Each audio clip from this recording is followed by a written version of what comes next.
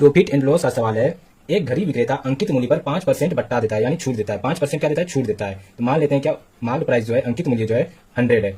क्या कर रहा है यहाँ पे? 5% का छूट दे रहा है। तो 5% का छूट देगा तो 100 का 5% कितना होता है? 5। तो 5% का छूट देगा तो कितना होगा? 5 का छूट दे रहा है तो कितने में बेचेगा? 95 में बेच रहा है। अब आगे सवाल में कह रहा है यदि वह 7% बट्टा दे, यानी 7% छूट दे। पहले दे रहा था क्या? 5% का छूट, अब दे रहा है कितना? 7% का छूट। कितने का? 7% का छूट। तो 100 का 7% कितना होता है? 7। तो 100 से 7 कम करेंगे तो कितने में बेचेगा? 93 में बेचेगा। कितने में? 93 में। तो अब आगे सवाल में कह रहा है क्या? तो पहले से उसे 30 रुपया कम लाभ होगा।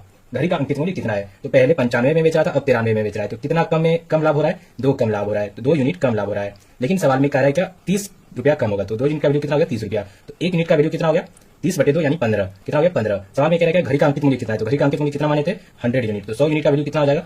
1 यूनिट का वैल्यू 15। तो 100 यूनिट का वैल्यू कितना हो जाएगा? 15 गुना 100। तो कितना हो गया? 1500। घड़ी का अंकित मूल्य कितना निकल के आ गया? 1500 रुपया। ये हमारा क्या हो जाएगा? सही आंसर हो जाएगा। ऐसे ही महत्वपूर्ण सवालों के जवाब जानने के लिए हमारे चैनल को सब्सक्राइब जरूर करें।